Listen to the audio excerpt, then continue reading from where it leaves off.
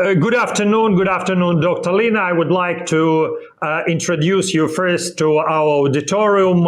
You represent the country of sub-Saharan Africa, the country named Uganda, and this is quite a big country if you compare it with some of the European nations. It's about 40 million people with one of the highest in the world growth of the population. But Uganda is also interested for Belarusian people, for Russian people, and for Ukrainians as well, for, in fact, all the Russian-speaking auditorium, due to the fact that we have some certain similarities with the situation with Belarus and with Russia, because in Belarus, in Russia, in Uganda, in Venezuela, in some of other countries of the world, we do have dictatorial regimes where we do have authoritarian leaders, authoritarian people that are at the head of the state, that still lead countries for many, many years. And this is the reason our people would definitely like to understand that we are not alone, that we fight for freedom and democracy, but not only by ourselves, but we fight together with other nations that would like to see their countries democratic and prosperous. So, yes. First of all, Dr. Lina, tell us, please, about the situation in Uganda, how you would describe the overall political regime that exists in your country. Thank you very, very much, Your Excellency, and all the wonderful democracy advocates and practitioners globally, but especially in Belarus. The situation in Uganda, we were British colony, and we got our independence in 1962. By then I was 1 year old. So I'm a little older than my country as an independent, in quotes. Right now, we have a dictator called Valery Museveni, who came into power in 1984. I was a young mother. My firstborn had just delivered that time. And he has now been in power for a little over 35 years. And the dictatorships, the excesses in terms of military, monetization of processes, and also in terms of exclusion in governance, exclusion in terms of opportunities, massive unemployment, and a totally run down system when it comes to education, health care, and name it. It is totally run down because all power is concentrated in his hands and his family. In fact, right now, he is working very hard to install his son, Muhoozi, who has been promoted in the military ranks as the next. There's even a project called the Muhoozi Project. So the dictator Museveni had managed all along to deceive the world because he was hiding some of the atrocities. A lot of, especially I come from northern Uganda, there are a lot of mass graves that were created, that we have. In the last election, especially how we have now managed to expose that military excesses, abductions of people. I myself was supposed to have been bought to keep silent because I am the deputy president, National Unity Platform, which is led by a young, dynamic musician, Bobby Wine, and is very, very charismatic leader. So I am the deputy president in charge of Northern Uganda. The first was when I was unveiled on April 8th to show the dictatorship how he works. He sent to negotiate me, to buy me $2 million, to bribe me to leave the opposition. You can see that. And when I refused, I was warned.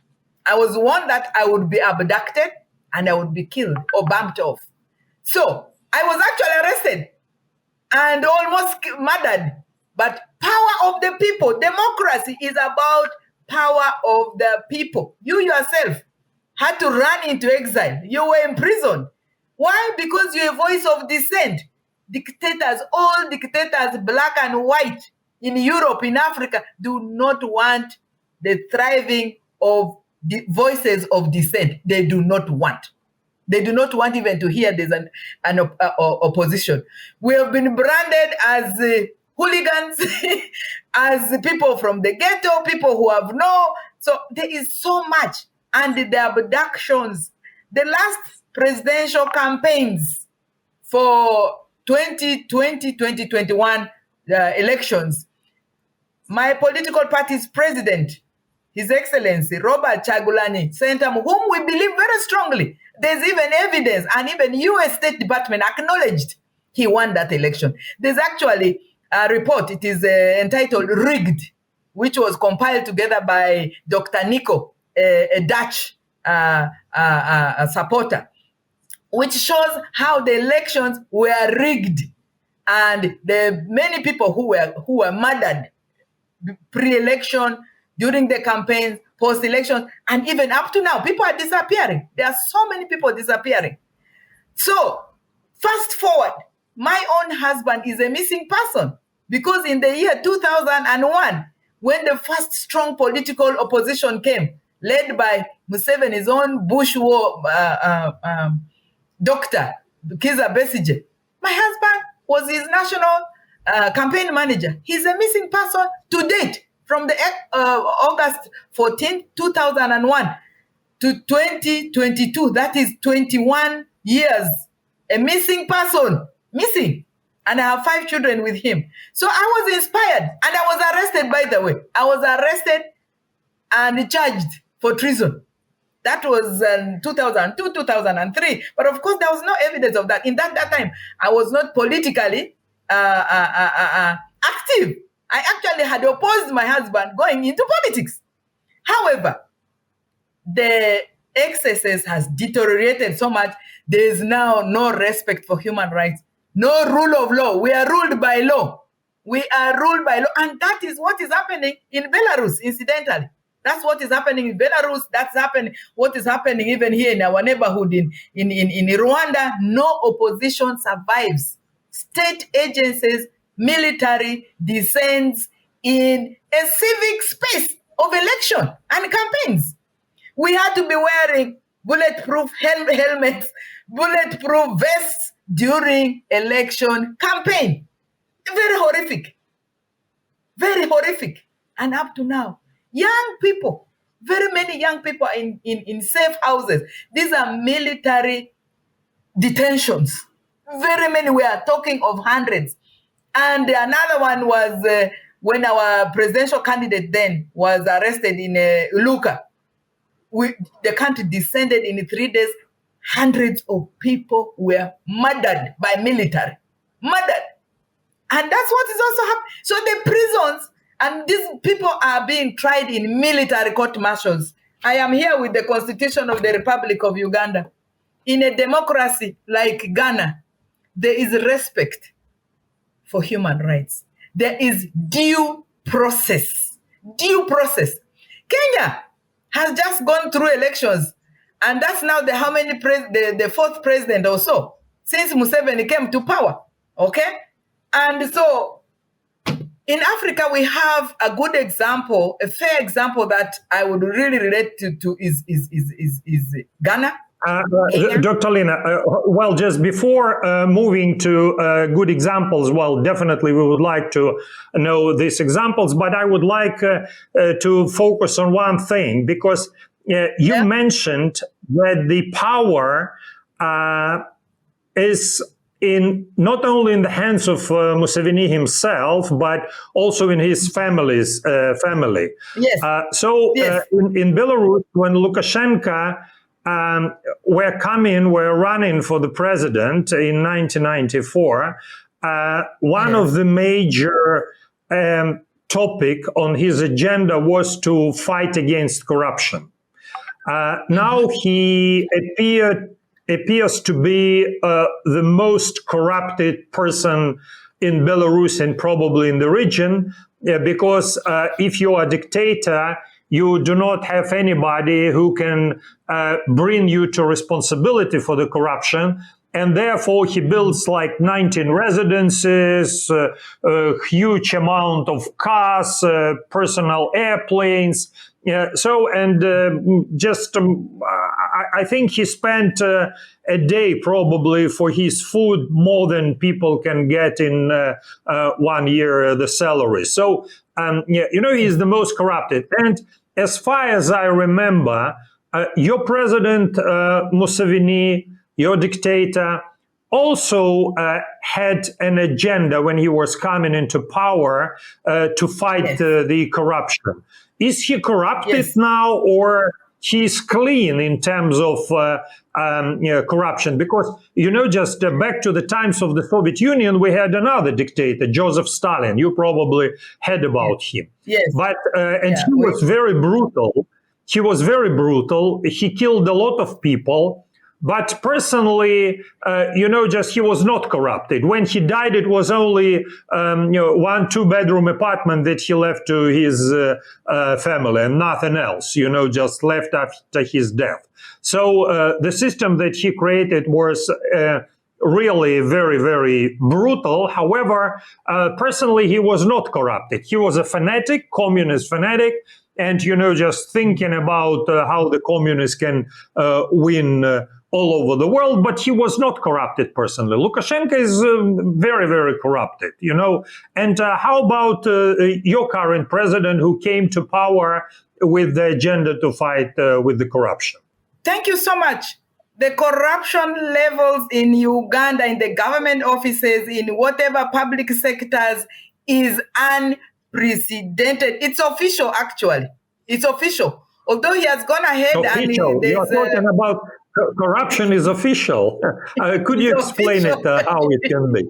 It's official in that whatever contract, whether for development, whether for whatever activities, there is an official person. If you do not, in fact, most people who are not corrupt, who are accountable, who are transparent, cannot get government contracts. They don't.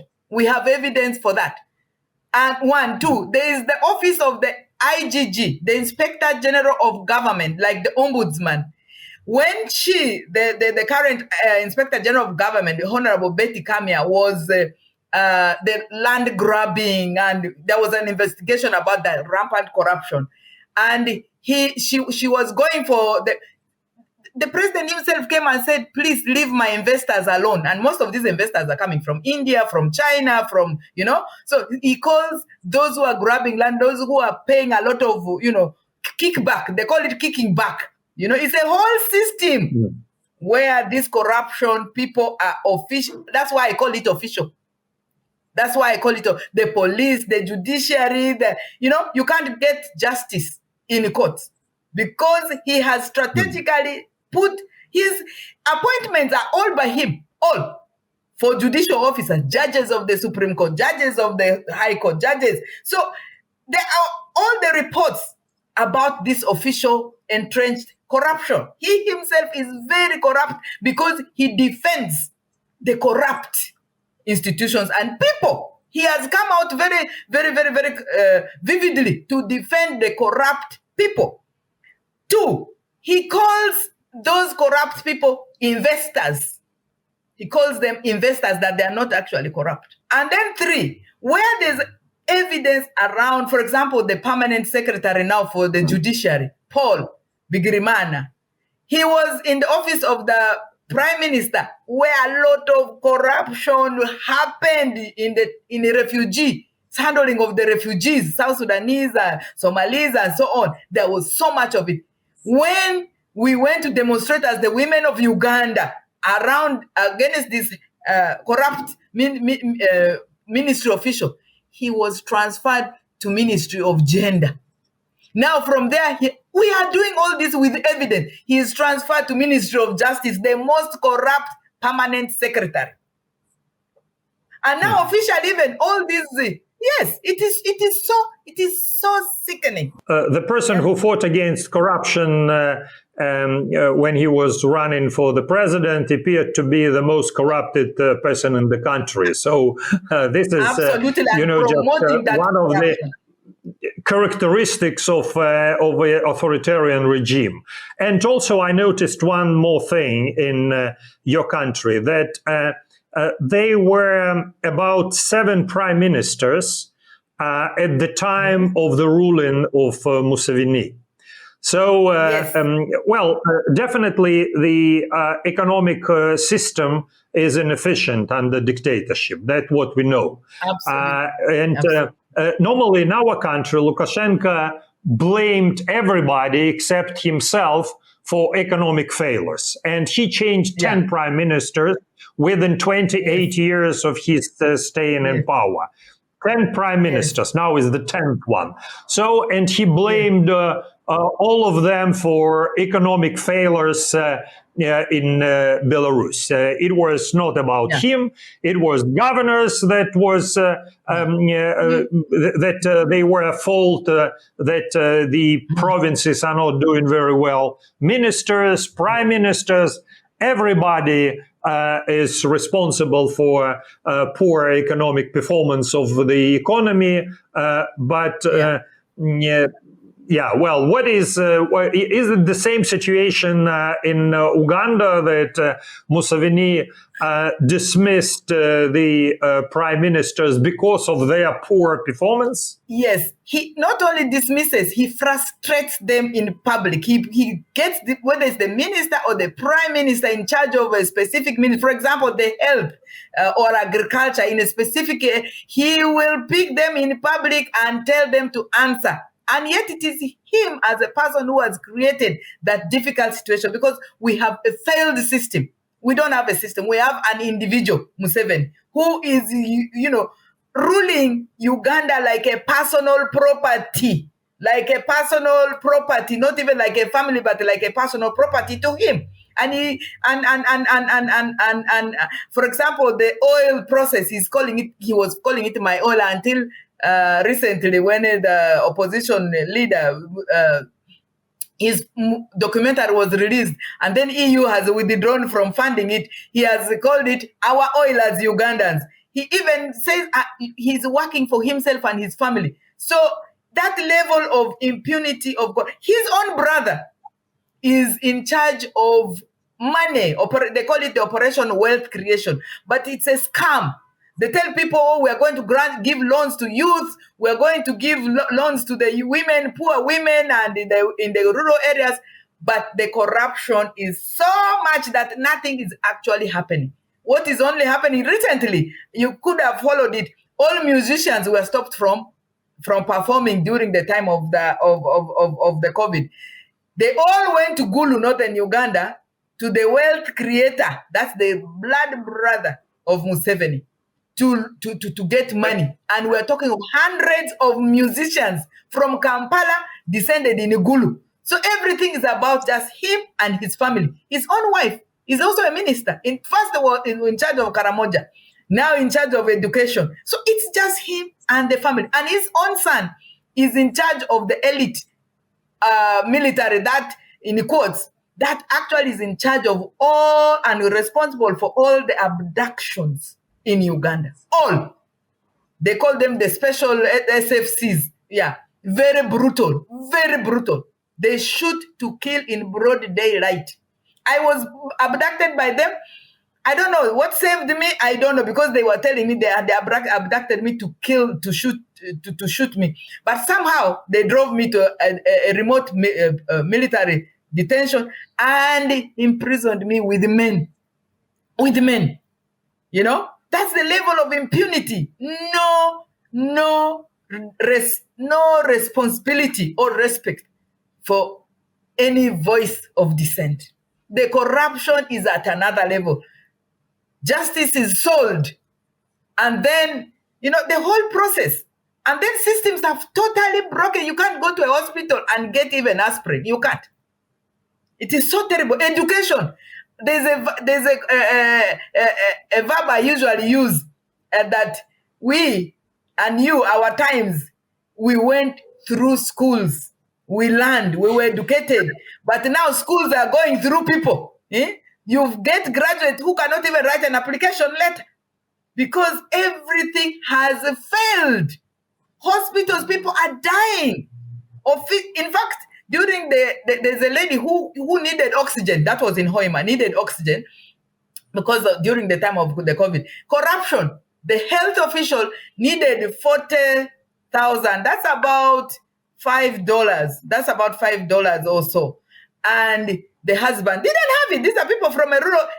You know, this woman died because this corrupt person refused to put this woman on oxygen. Not that there was no oxygen. There was oxygen. So people have lost humanity.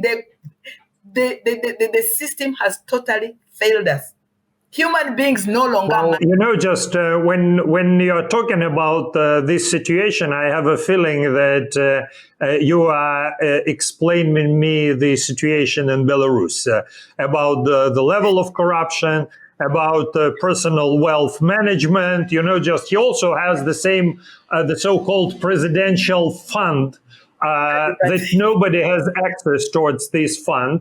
And in some years, this presidential fund was equal to the state budget.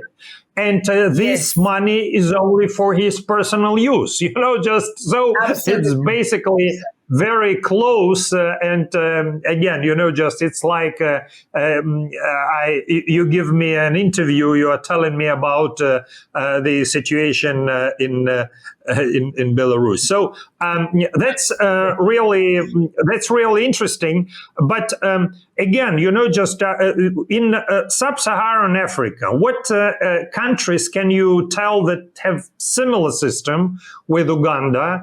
And what countries can be put as an example of democracy, market economy that are developing efficiently and not staying not like behind other countries? Thank you very much. I wish I had them in my fingertips because I'm struggling with it in Sub-Saharan. It's as if for us in Sub-Saharan Africa, the African Union, the heads of states, most of them have actually degenerated into dictatorships. However, the country I can think about very easily right now is Ghana.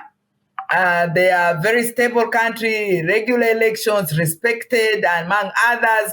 Even if there are some challenges, they are quite understood and they are making efforts. They really are making efforts, including even some trainings. For example, there was a training we did. It was called training on judicial activism in sub-Saharan Africa. And we were learning the best practices from Ghana. Even governors were also learning the best practices from Ghana. That for me comes very, very easily. Tanzania was one, but it is also now slowly degenerating in the last election. And recently, even the opposition leader was arrested and charged of treason. Yes, but at least they are a bit stable. And then Kenya, you know, they recently went through elections. They have gone and they handed over power to others. Rwanda has its own template. I do not say it's really a democracy because I know of people who are voices of dissent who were arrested and they are still in prison. Others have disappeared, among others. And I was in Rwanda recently and was told, among others, please, they are rewriting history. So, they're a clean country, but the citizen participation in this whole process of development is very limited. It's very limited. People fear. When you ask a question, they look over their soldier, then they can speak to you. So where people have lost confidence, even to speak, then there's a serious problem, Your Excellency. And then South Sudan, of course, is a failed state. It's very unfortunate. And which other country in sub-Saharan Africa? Maybe now the Francophones, but the Anglophones are struggling to remain democracies, but they're semblance of democracy, where the real values of democracy and beliefs of democracy are that makes about fairness, about the total inclusion, about the decisions that are inclusive, the whole principles of democracy, they lack. And that's why for us, the promoters, the advocates of democracy, in terms of natural rights, social contracts, popular sovereignty, limited government excesses, we have a lot on our plates. That inspired me when I was approached to be among the advisors, and I read through the template of the strategic document. I was like, wow, this is a world I would want to, be associated, to create, and see how we can also replicate that, because we wouldn't want the status quo to remain and for the dictatorships and failed governments. We would like to create and leave a legacy of a democratic society in all the continents, in all the world. And I believe very strongly Belarus is actually taking the right step, and I'm very excited to be part of this journey, of this conversation, of this new beginning, of this new hope for democracy, hope for people to participate. Democracy is not even about only participation. It's about being who I am, celebrating, allowing me to celebrate my identity as a human being, as Lina, not to exclude me, not, to arrest me, not to threaten to kill me.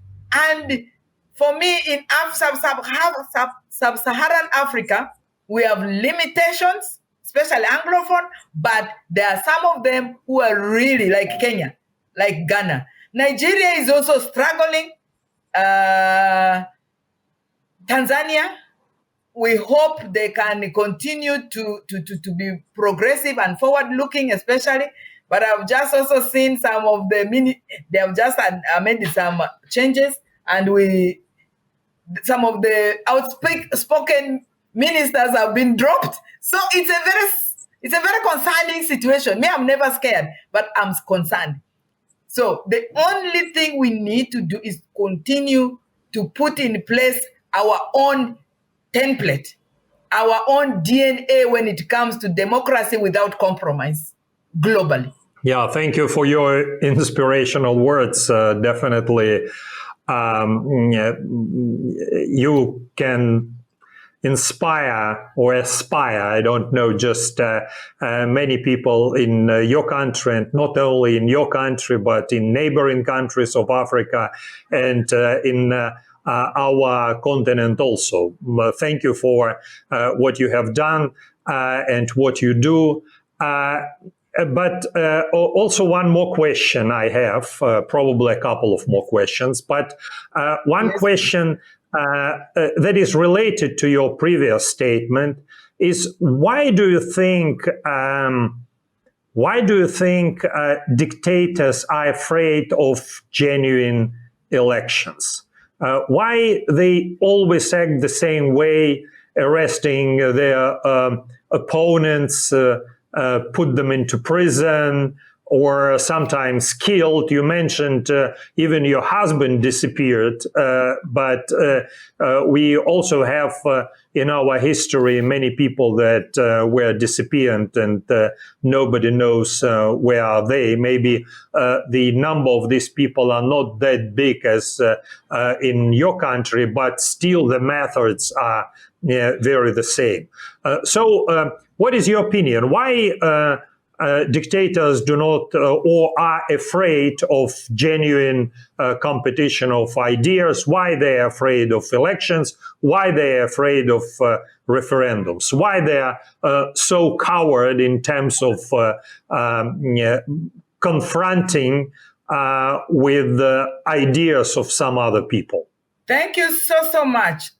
Dictators are very scared into, because these dictators know that they are not clean, they are dirty. They know they will not win, and they have accumulated deficits of evil things, most of them. So they fear that accountability. They fear that when they will now not be in power, they will be held accountable. So they will actually be tried in courts. They will be humiliated. So, and then at the personal level, they fear that. Secondly, they are surrounded by dictatorial entrepreneurs, people who are enterprising from the dictatorships.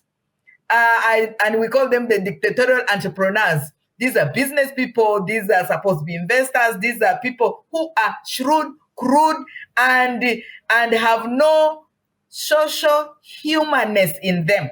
So they've also accumulated. So they would use this dictator and buffer him. Some of them actually would want to step down, but they are surrounded by these political hyenas, by these military hyenas, who equally have very bad backgrounds. They fear accountability. They do. They fear to face justice. They do.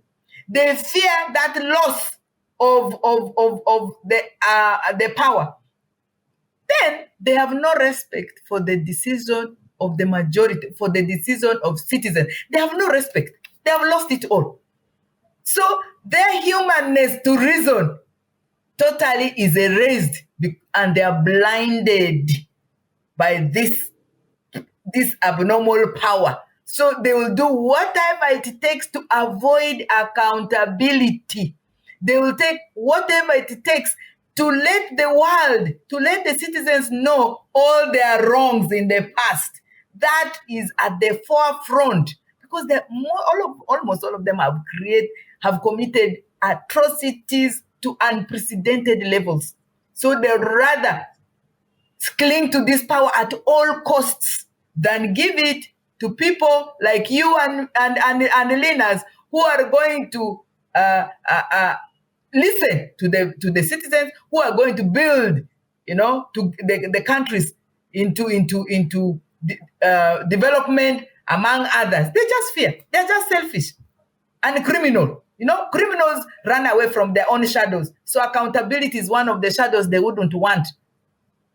That is their major problem. And the atrocities they have committed nationally, internationally, is a lot. Is too much. I think there is one more reason probably behind it. Well, it's really very interesting what you were saying, but I would add one more thing. They are afraid of elections and they're afraid of referendums because they want to demonstrate people that they are extremely popular.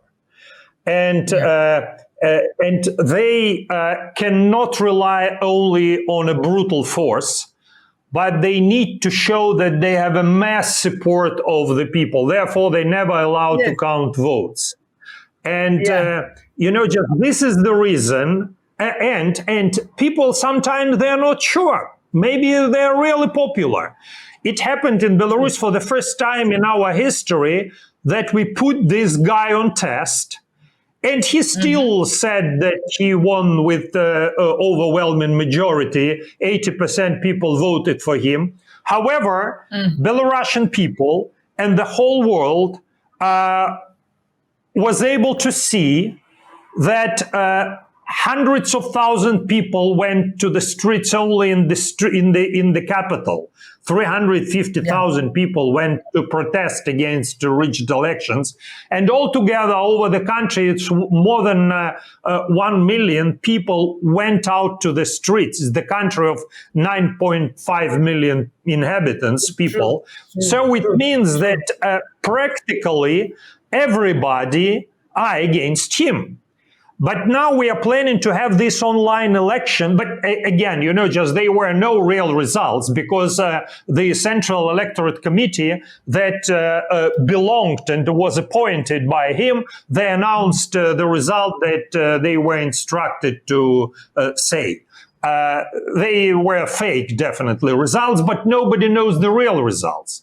Therefore, we would like to organize elections now to the National Council of Belarus using online technologies. The penetration of online and internet and mobile telephones are pretty high in Belarus. So practically all the people that are allowed to vote, they do have mobile phones, so we can create an application and using the blockchain platform, we would like to organize elections and referendum, including the questions that regime never like to hear. Like, for instance, whether Lukashenko is a criminal or he acted legitimately. What do you think? Whether he should be arrested and put under the supervision of the International Criminal Court, or let him stay in a good residence and continue his life in peace? It's basically a question that we would like to ask.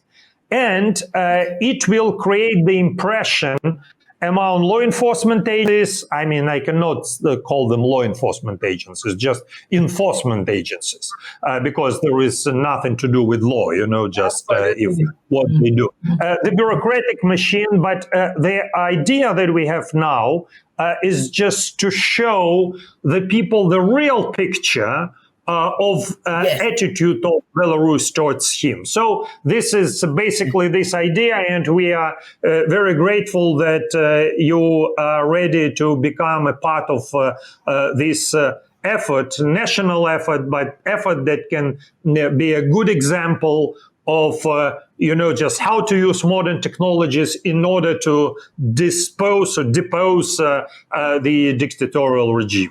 Absolutely, I agree with you. Absolutely. Dr. Lina, I would like you to say a couple of words to Belarusians, to Russians, to Ukrainians. You definitely know that there is a war. Aggressor from Kremlin came to the peaceful Ukrainian lands. Belarus was involved. It was nothing to do with the will of Belarus people, but it was a dictator who provided the support for the aggressor against Ukraine. I would like you to say a couple of things to Russians, to Ukrainians, to Belarusians, in terms of their aspiration to be a democratic and prosperous nations. Thank you so much. The vision bearer, especially you and the team, that you have given us this opportunity. To the people of Russia, I know it's not blanket that all of you support that illegal military invasion of the sovereign state of Ukraine. Many of you. We stand with you who support democracy and who condemn the invasion, the illegal invasion of Ukraine. And for those who have decided to invade Ukraine and feel you are expressing your power, power belongs to the people of Ukraine. Please, we condemn your invasion, your illegal invasion of Ukraine. I stand with the people, majority of the people of Uganda, and especially His Excellency Robert Kyagulanyi Ssentamu Bobi Wine, the one who won the 2021 elections in Uganda and was denied that victory. Recently, he has been with you in Kyiv, in solidarity. He has recorded consoling messages condemning that illegal invasion. We stand with you emotionally, physically, in prayers. We stand with you, we know, because we have also experienced those invasions ourselves. Be very strong. Continue to raise your voices. Do not be silent over this illegal invasion of your country, Ukrainians. We, especially the women and the children and the elderly, we stand with you. Raise your voices. Do not be silent, because dictators thrive on silence. To the people of Belarus, here is a light. Here is a light at the end of this long tunnel of darkness. Thank you, Veronica. Thank you, the team. Your Excellency here, Valery. The people of Belarus, you are leading the world in a new dimension of rewriting our history. with our voices, with our votes, using technology, you are giving hope not only to yourselves, but also to us in sub-Saharan Africa. If dictatorships can speak to one another and condemn and totally trample on us, we can also speak to one another globally and create that powerful voice of democracy, of respect for human rights, condemning all illegal arrests of our sons, our husbands, our sisters, our daughters. Never again must that happen. Let's seize this opportunity. Let us make a new dimension, a new example for democracy by embracing this new method. We vote, we speak out, we act out, and we act together. Dictators all over in the world, stand warned, be on notice. There is an awakening, a reawakening. You are not going to hide under those false popularities. No, you stand exposed. Thank you so much, Valery. Let's continue not only to expose, but to give the people the power to do that with their voices, with their votes, and with their actions. Thank you. Thank you very much. Thank you very much, Dr. Lina. Really inspirational words for the people that would like to see our post-Soviet terrain, post-Soviet countries as democratic, prosperous, with very understandable values, the respect towards human rights, towards the human dignity. And definitely there are no ideas, I absolutely agree with you, there are no ideas under which you can go and kill other people. So I would like to thank you again, dear Belarusians, dear Russians, dear Ukrainians. We had Dr. Lina as our guest. She is a very important human rights defender, activist, and political activist in the state, in the country of Uganda. And the country is big, I mean, really big size if it would be a European country.